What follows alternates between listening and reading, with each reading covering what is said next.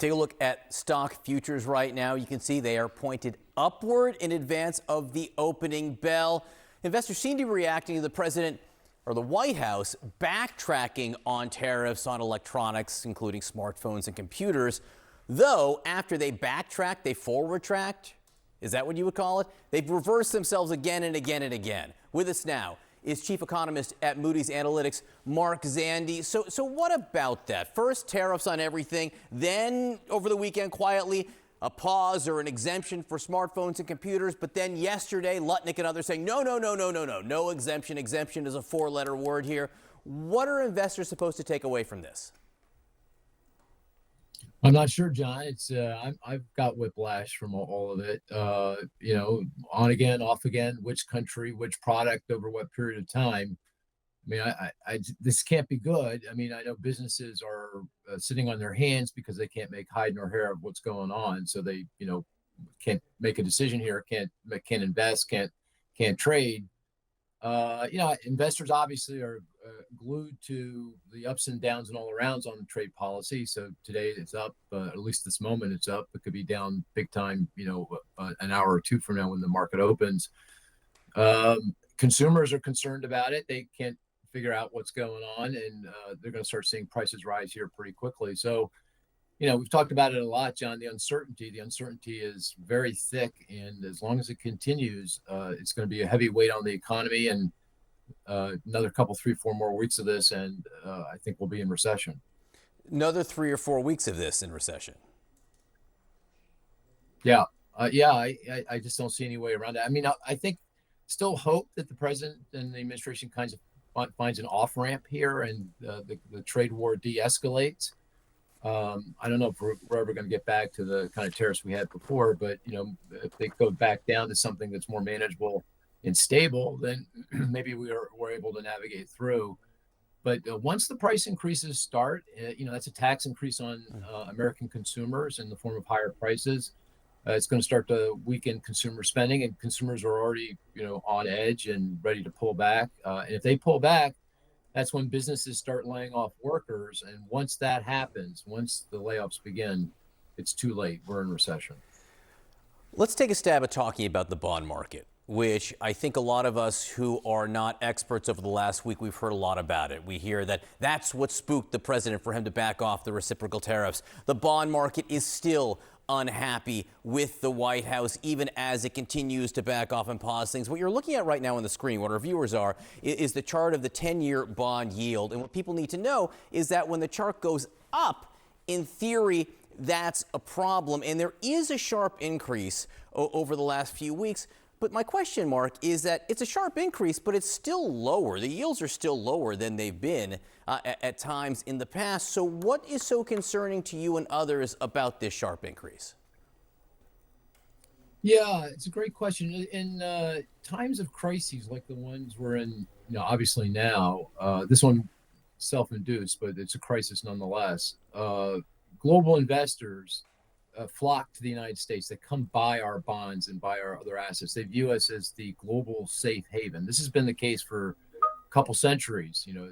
We've been the place that people go. We're money good. If you've got a problem anywhere on the planet, even back in the financial crisis, the problem started here, but people viewed us as the safe haven, the AAA credit.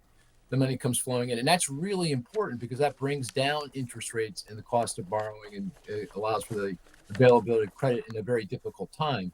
But this go around, instead of that happening, instead of global investors coming here, they're staying away and even moving away from us. And that's causing interest rates to rise. So you're right. The increase is still small, about a half a percentage point, but it's going in the wrong direction. Instead of it being down a half a point, we're now up a half a point and headed in the wrong direction here. And even more worrisome than that, it suggests that we're losing that safe haven status, right? We're no longer the AAA credit, and we're going to be hurt by that, going forward. We're going to lose that benefit. It's been an enormous benefit to our economy. It's part of our secret sauce as an economy, and it feels like it's going away. And for what reason? It's hard to fathom why we would be doing this.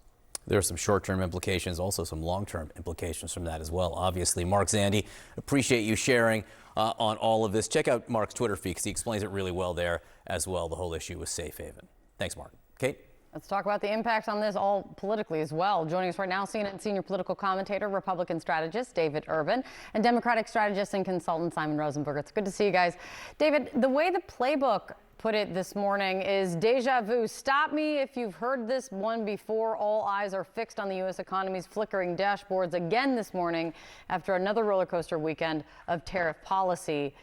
The exemptions put in place, then the rush to declare the move not an exemption. No matter how sound the policy is or not, why do you think the White House continues to have a hard time explaining it? Because it's very complicated, Kate. I think it's very complicated across sectors, across countries. I think that we talked.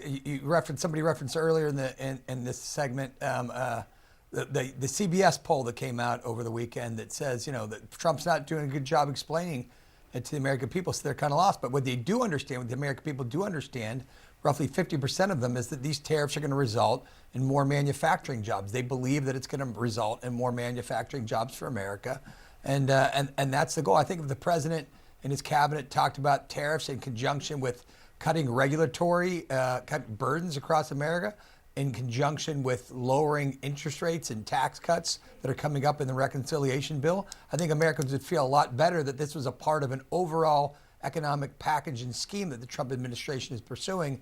And that's what I understand they're doing. I wish they would just talk about it more in totality.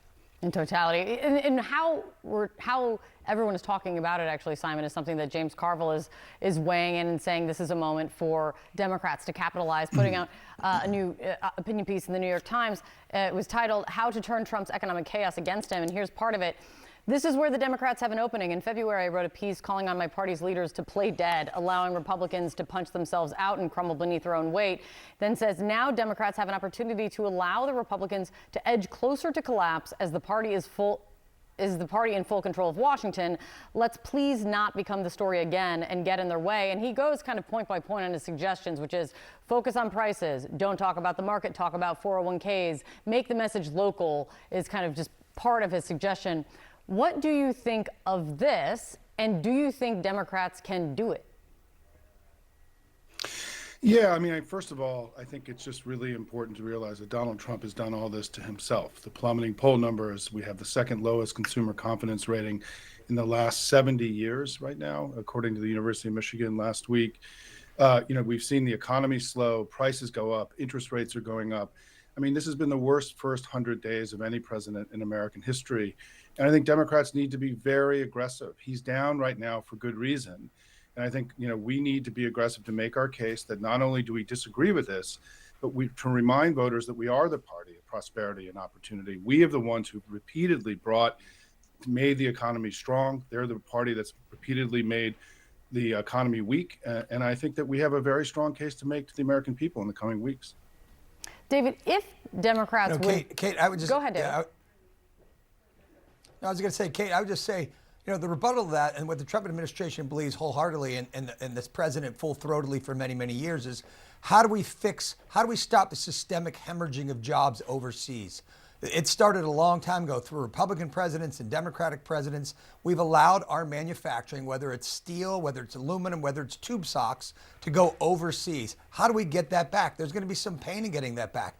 I'm sure that Democrats and Republicans alike want to see jobs, high-paying, good jobs coming back to this country, not service sector, not jobs in the gig economy. People want to make things here in the country, and getting to that point is very difficult. Look, in that poll, roughly 60% of people said that they believe that Trump is using these tariffs as a leverage to get those jobs. 50% say they're going to get those jobs back in this country. And I think everybody wants to see more manufacturing here.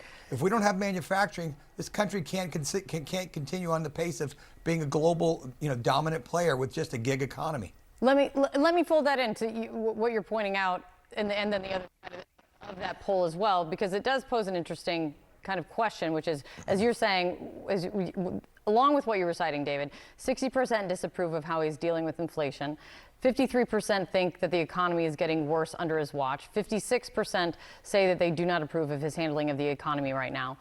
And when you fold in what you were suggesting, David, I wonder how long And this is a strategy question. How long do you anticipate Americans are willing to wait for what you're talking about, for the turnaround in order to feel it? Because right now they're making clear they don't.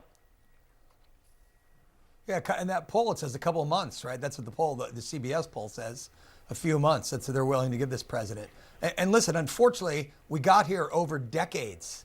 Decades, we shipped jobs overseas. Remember Ross Perot, that giant sucking sound? Remember that? That was, how many years ago was that occurring? And so this has been taking place over generations. When you go to my hometown of Aliquippa, Pennsylvania, that happened in the 70s and 80s. Those jobs, those steel jobs and jobs in the aluminum industry in Pennsylvania went elsewhere over a long period of time. So to think that the Trump administration could fix it in 2 weeks is a little naive. Listen, I think that Donald Trump's goals are laudable. We got to make things here. We got to make things in America.